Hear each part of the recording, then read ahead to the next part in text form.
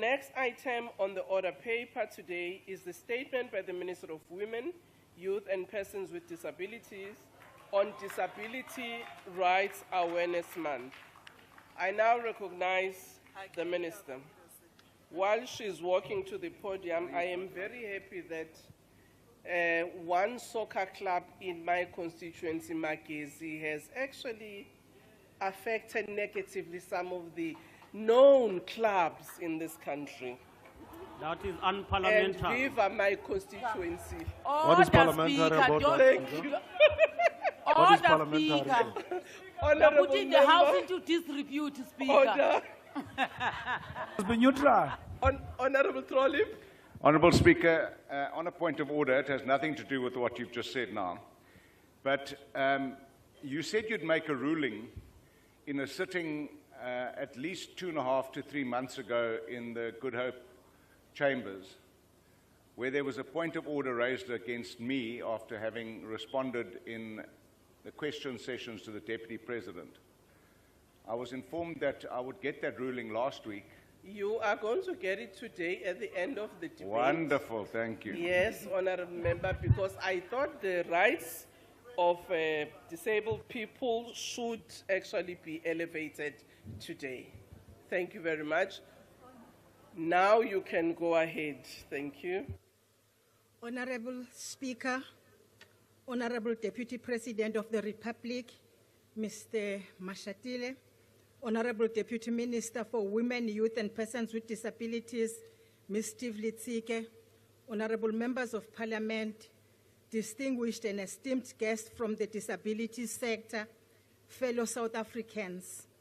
Honorable Speaker, we sincerely thank you for the opportunity and platform to mark the conclusion of the 2024 Disability Rights Awareness Month, which we refer to as DRUM, through this ministerial statement in the National Assembly. The Disability Rights Awareness Month commences on the 3rd of November to the 3rd of December of each year.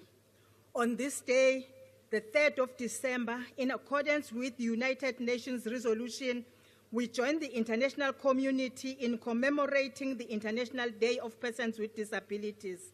We take this moment to reaffirm our commitment to mobilize support for the dignity, rights, and well-being of persons with disabilities, and to advocate for their genuine and deliberate inclusion in every sphere of political, social, economic, and cultural life. Hence, the theme of the 2024 DRUM is celebrating 30 years of democracy, creating a disability-inclusive society for a better quality of life and protection of the rights of persons with disabilities. Honorable Speaker, the World Health Organization estimates that persons with disabilities make up 16% of the global population. In other words, 1 in 6 people globally has a disability. Thus, the community we are gathered to celebrate today represents about 1.3 billion people in all their diversity, with roughly 80% of them residing in the global south. Within our shores, according to Stats SA, around 3.3 million South Africans have been identified as living with disabilities. However, this number does not include those under the age of 4 or those who are institutionalized. We are therefore recognizing and celebrating a community that has always been and continues to be an integral part of our human experience. With this understanding, as a department, we have elevated the principle of self-representation and the mantra, nothing about us without us, not merely as one of our advocacy points, but a central tenet in everything we do. Honorable Speaker, DRUM 2024 has been more than just a commemorative month. It has served as a vital platform for reflecting, learning, and reaffirming our commitment to building a more just, equitable, and inclusive society that values and supports all individuals regardless of their abilities. As we engaged with persons with disabilities from various institutions like Johannesburg Council for Disabled, known as JOCOD, in Lenasia, which is a registered community education and training learning center for the disabled, Blind SA, Deaf SA, and other organizations, as well as individuals. They indicated to us that while our country has a strong policy and legislative instruments that support disability inclusion, implementation and enforcement continues to lag behind. For example, accessibility standards in buildings, information and others remain inconsistent, creating significant barriers to participation for many people with disabilities. They raise concerns that the educational journey of learners with disabilities are besieged by lack of understanding of disability issues, reluctance to make reasonable accommodations, and discrimination in teaching, learning, and assessment practices. Parents we interacted with stated that the root cause is founded on the premise that disability inclusion is treated as an add-on rather than a core function of education institutions. The recently released prevalence study on gender-based violence and femicide found that the prevalence of sexual violence by a lifetime partner is twice as high for women with disabilities compared to those without, as it is at 14.6% against 7.2% among women without disabilities. This means that heinous crimes are being committed against women who can neither hear, see, walk, nor talk, and for these women, justice is almost always denied. Researchers have further linked the burden of poverty and unemployment amongst persons with disabilities, which unemployment is at about 90%, to a range of adverse social and economic determinants, particularly for those without someone to care for. For instance, at the recent presidential imbizo, omunye wezakhamuzi zaseMgababa wabikela imbizo kamongameli ukuthi usebenzisa i-wheelchair. Uma kumele agibele eTaxini, umelelo ukhokha kabili, okokuqala ukhokhela yena njengomgibeli, okwesibili akhokhele i-wheelchair yakhe.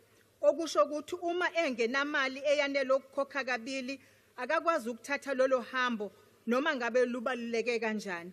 Uma esebenza, cishe umholo wakhe wonke ukhokhela ukuhamba kwethu.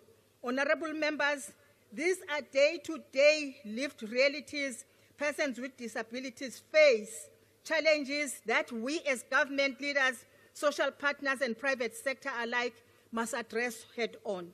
Honorable Speaker, despite the very real challenges we have outlined above, over the past 30 years, numerous policies, legislative instruments, and government programs have earned our country recognition as a respected champion of the global disability inclusion movement. Pre-1994, the government's programs for persons with disabilities were rooted in a value system which embedded a social perspective for disability to be viewed as a personal misfortune and the curse, necessitating a health and welfare approach to rectify the individuals and their circumstances. However, for the democratic government, disability rights are not merely a matter of advocacy. They are constitutional imperatives enshrined in our Bill of Rights. Section 9 of the Constitution explicitly enshrines the rights of persons with disabilities, prohibiting discrimination on the basis of disability and guaranteeing equality and human dignity. More recently, the White Paper on the Rights of Persons with Disabilities reflects our government's shared vision for what must be done now and in the future to advance the rights and development of this community. Over the past 30 years, we have embedded disability inclusion into various laws that comprise the country's legislative framework. These include the recently gazetted framework on self-representation, which has implications for the composition of boards of state-owned enterprises, the National Strategic Framework on Reasonable Accommodation, and the Universal Access and Design Framework, which norms and standards for universal accessibility in the built, environment. To redress education challenges mentioned above and mentioned earlier, the Department of Women, Youth and Persons with Disabilities, in collaboration with the Department of Basic Education, has established a task team on inclusive education. This initiative focuses on equipping schools with infrastructure, teaching resources, and trained educators to support learners with disabilities holistically. laying a strong foundation for the future. To date, the following has been achieved. The number of special schools have increased from 295 in the year 2002 to 489 in 2022.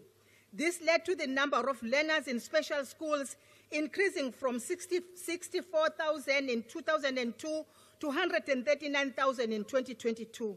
The number of full-service schools has also increased from 30 schools in 2002 to 832 by the year 2022.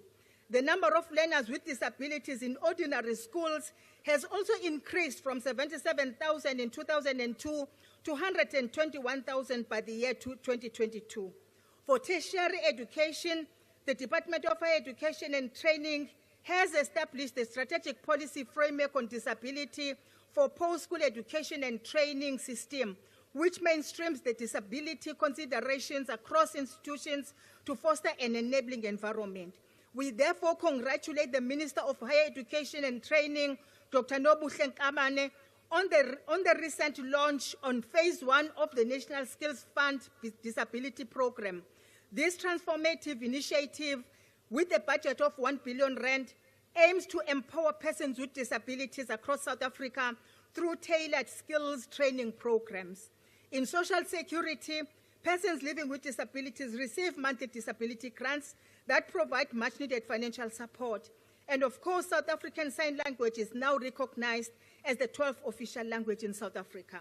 To this end, we will advocate across all government departments and entities for more of such deliberate and targeted interventions with clearly defined exit opportunities for persons with disabilities. Honorable Speaker, going forward, I wish to outline few key priorities we have identified to uplift the well-being and prospects of this community, that is the disability community. We intend to leverage the Presidential Working Group on Disability to ensure enforcement, accountability, and consequence management for non-compliance. During the medium policy budget statement, the Minister of Finance revealed that public procurement accounts for about 19% of consolidated government spending, totaling 1.5 trillion over the next 3 years. Amongst the priorities for economic empowerment of persons with disabilities, we aim to leverage the recently signed Public Procurement Act, which among other provisions mandate that a portion of government procurement be sourced from businesses owned and controlled by persons with disabilities. We have also increased the employment equity target from 2% to 3% and will ensure that all, be it public or private sectors, comply. Another priority is artificial intelligence and disability inclusion. On this one, we aim to leverage the potential of artificial intelligence and emerging digital technologies to improve the well-being and prospects of persons living with disabilities. For instance, I recently visited the CSIR, where I interacted with our scientists who are working on various speech-to-text and text-to-speech technology that incorporates African languages. Seeing AI by Microsoft is another application to look up to. An additional priority added is the pairing of special schools with CSII initiatives. To date, we have already conceptualized a project which will profile the state of special schools across South Africa and the educational journey of youth with disabilities. This is part of a major project to pair every special school with public and private companies that will dedicate sections of CSI budget to support teaching and learning, assistive devices, and the school's infrastructure needs. In light of the Gender-Based Violence Prevalence Report, we will be recalibrating our response to the sketch with a particular emphasis on new tools needed, including artificial intelligence, to reinforce our war on all acts of gender-based violence, with an additional focus on women with disabilities. Finally, honorable members, the world will soon descend on South Africa as we have assumed the G20 presidency. Throughout our calendar of events, disability inclusion will not just be one of the things we do, it will be at the center of everything we do. As I said earlier, we hold true to the mantra, nothing about us without us. At this point, allow me to welcome the esteemed representatives from the community of persons with disabilities who have joined us today in the gallery to listen to our ministerial statement. Honorable members, we are also joined today by Talita Counter and her colleagues. Talita is a radio host at the RX radio station, an award-winning platform broadcasting from the Red Cross War Memorial Children's Hospital in Cape Town. RX radio empowers children, especially those with chronic health conditions and severe disabilities, by providing them with a platform to share their stories and engage thereby enhancing their agency and influence with the community. Your presence today affirms our collective commitment to building an inclusive and participatory democracy that values every citizen equally.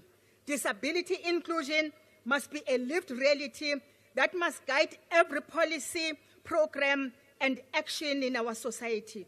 This we will do together, for indeed, nothing about us without us. 365 days of disability inclusion. God bless South Africa. I thank you. Thank you, Honorable Minister. Honorable M. Khwekane. Ilungu elihloniphekile Khwekane.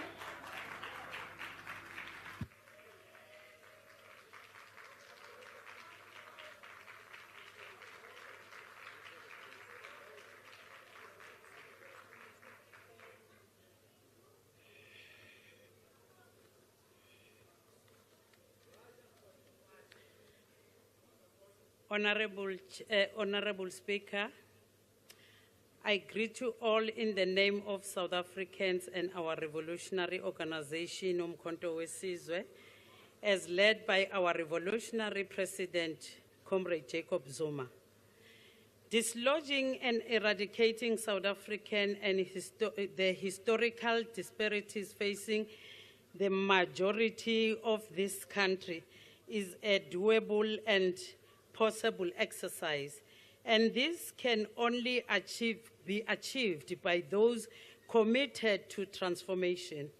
But with the current constitution founded on the Roman Dutch law, we do not see this happening.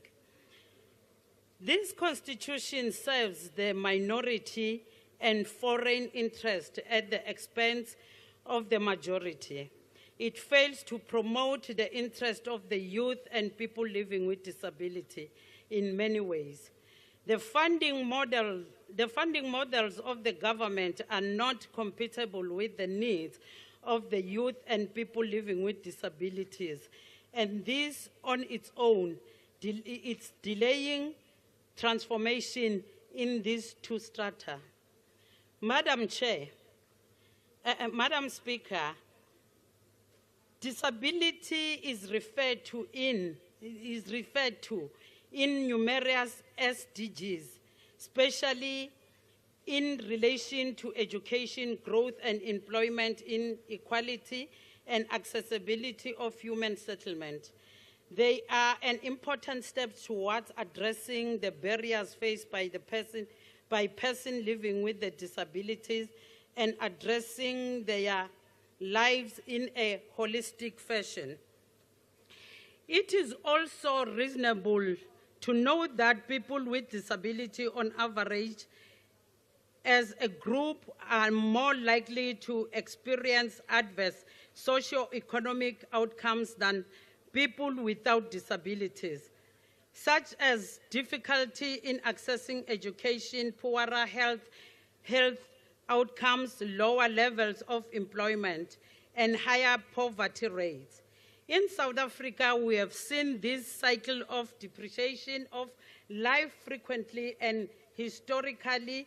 It permeates the oppressed majority to this day. The legacy of systematic apartheid policy implementation by race priority. Indeed, the South African Human Rights Commission states that people live with disability continue to lack access to adequate health and basic education and are at risk of economic isolation with no prospects of securing employment. Legislative action may help or hinder people living with disabilities to overcome barriers to economic, civic, and community life.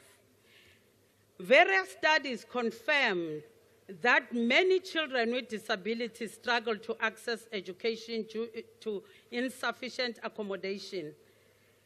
Barriers include a lack of resources and inadequate teachers training on inclusive practices. They are excluded in the mainstream education due to inadequate facilities, untrained teachers, and a lack of inclusive practices. More than 600,000 children with disabilities remain out of school, limit their opportunity for future employment and independence. Schools often lack basic accessibility such as wheelchair ramps and accessible toilets. Education, moral values, patriotism, discipline, and economic transformation are central in building an African youth. We shall strive to achieve this as Umkhonto weSizwe Party because those we entrusted with this responsibility in the past failed the country. Program 4 of the Department of Women, Youth and Persons Living with Disabilities talk about mainstreaming youth and persons living with disabilities, rights and advocacy. We have observed the lack of commitment and enforcement in ensuring that mainstreaming is happening. We cannot sit here, talk about challenging facing the disabled, the persons lives with disability and not involve them, nothing for them without them. The DA-led coalition government is failing in addressing challenges facing the youth and the persons living with disabilities. As MK, we stand ready to deliver quality education, decent work, and better life to the youth and youth persons living with disabilities in South Africa. Not the selected few. Gwaza Umkhonto Gwaza. Thank you, Honorable T.A. Kanyile.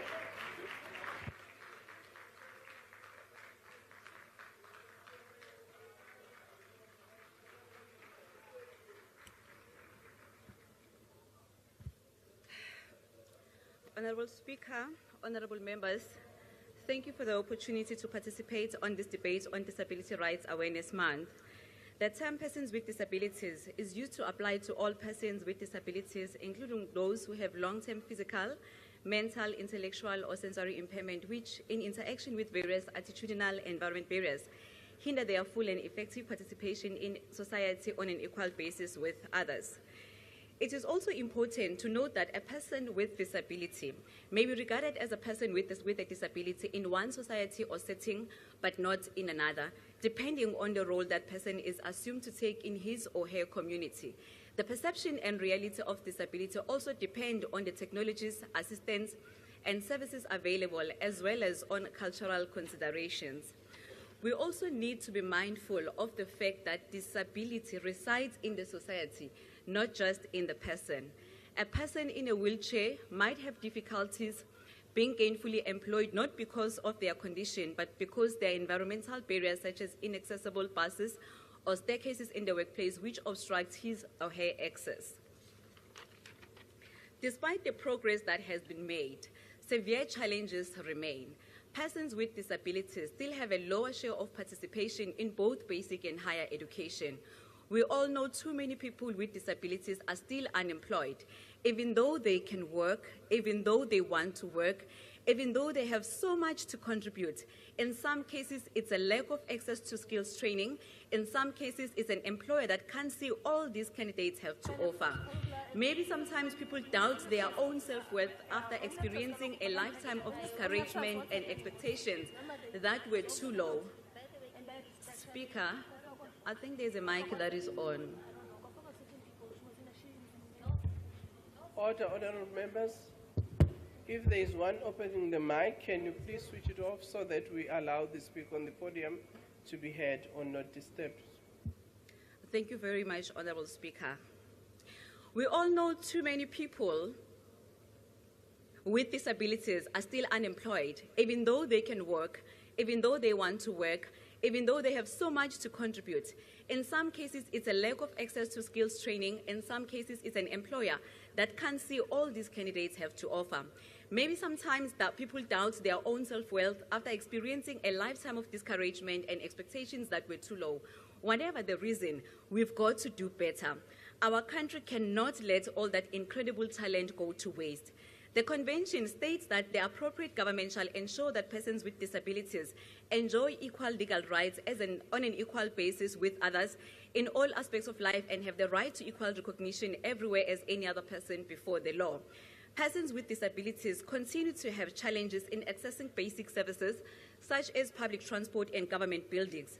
In responding to these challenges, there needs to be an urgent effort in the following areas. We must amplify the voices of persons with disabilities by ensuring that their statistics and outcomes are reported in all reports and publications. For an example, the quarterly labor force survey must put a spotlight on the challenges persons with disabilities are facing in accessing the labor market. Simply setting targets without the requisite design and engagement with disability rights groups means these targets will often go unachieved. There must be co-creation and design with the disability sector to support stronger implementation. The medium-term development plan must be bold in target setting for the 7th administration in terms of outcomes for the disability sector, aiming to severely narrow the inequality gap by 2030. Our infrastructure plans must be inclusive in nature and must ensure accessibility on all infrastructure projects for persons with disabilities. Persons with disabilities are often abused by their immediate families and ordinary members of the community. Awareness campaigns of rights of persons with disabilities should take place all year round. Ward committees should be trained on how to handle cases of abuse and collaborate with social workers who are often hard to reach for rural areas. Some persons with disabilities are unable to access the public transport without assistance due to various nature of disabilities. Some will need services of translators, which is why the DA has been advocating for having sign language interpreters in various offices. We have also observed that in the 7th Parliament, there's been inconsistency regarding the provision of sign language interpreters as compared to other years or terms rather. This hinders persons who are hard of hearing from being able to follow Parliament proceedings, which plays a huge role on their lives. The UN's declaration made provisions that persons with disabilities have the same civil and political rights as other human beings, and that this applies to any possible limitation or suppression of those rights for persons with developmental disabilities. Persons with disabilities are entitled to measures designed to enable them to become as self-reliable as possible. Persons with disabilities have the right to medical, psychological, and functional treatment, to medical and social rehabilitation, education, vocational training and rehabilitation, counseling, placement services, and other services which enable them to develop their capabilities and skills to the maximum and will hasten the processes of their social integration or reintegrations. Persons with disabilities are entitled to have their special needs taken into consideration at all stages of economic and social planning. Persons with disabilities have the right to live with their families or with foster parents and to participate in all social, creative, or recreational activities. No person with a disability shall be subjected, as far as his or her residence is concerned, to differential treatment other than that required by his or her condition, or by the improvement which he or she may derive therefrom. If the stay of a person with a disability in a specialized establishment is indispensable, the environment and living conditions therein shall be as close as possible to those of normal life of a person of his or her age. Persons with disabilities shall be protected against all exploitations, all regulations, all treatment of the discriminatory, abusive, or degrading nature. Persons with disabilities shall be able to avail themselves of qualified legal aid when such aid proves indispensable for the protection of their persons and property. If judicial proceedings are instituted against them, the legal procedure applied shall take their physical and mental condition fully into account. Organizations of persons with disabilities may be usefully consulted in all matters regarding the rights of persons with disabilities. Persons with disabilities, their families, communities shall be fully informed of all appropriate means of the rights contained in this declaration. I thank you. Thank you, Honourable Member. Honourable S. Xilishe.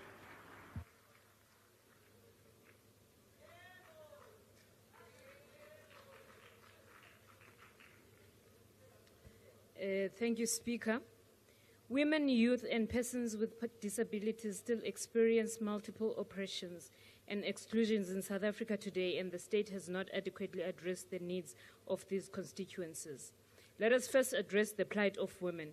The statistics reveal that approximately 51.1%, which is 30.5 million of the population of South Africa, is women. And yet it is the very same women population whose lives are threatened by the scourge of gender-based violence in South Africa.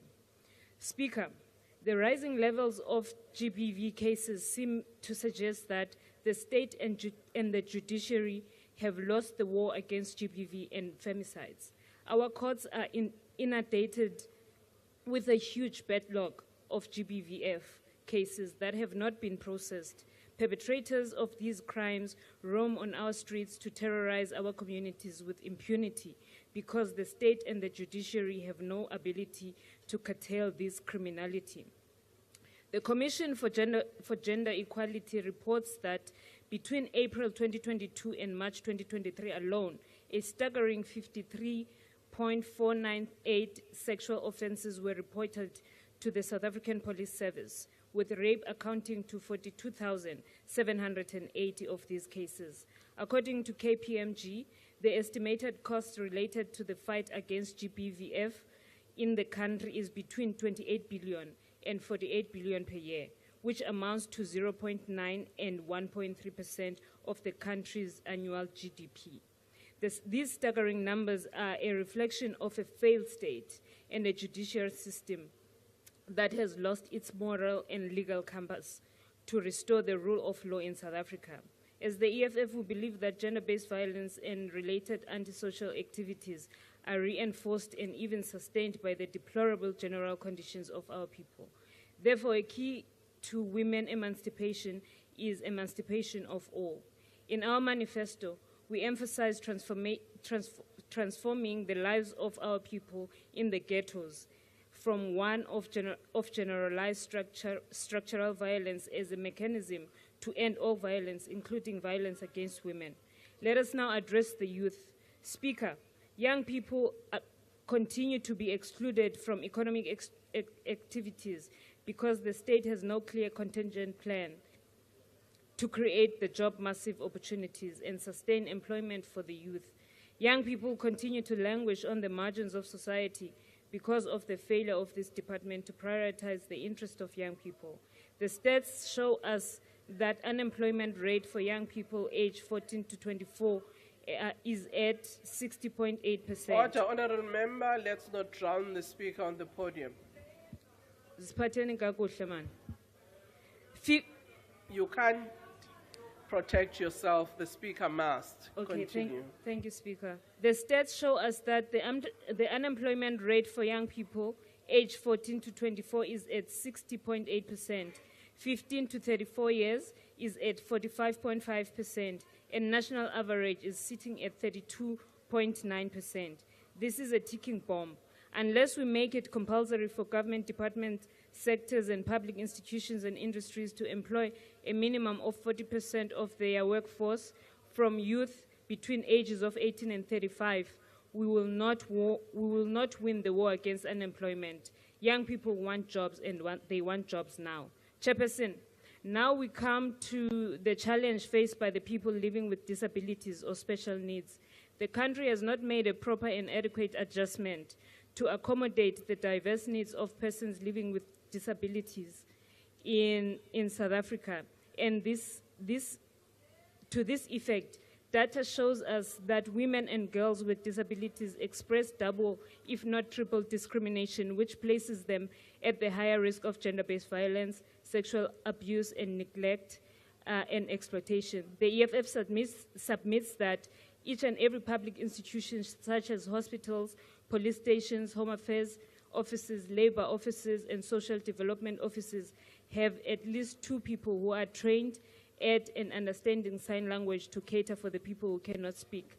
We further propose that disability studies are made to form part of school curriculum for basic South African Sign Language, and also have requirement for competency for public and private sectors. Thank you very much. Thank you, Honorable Matri.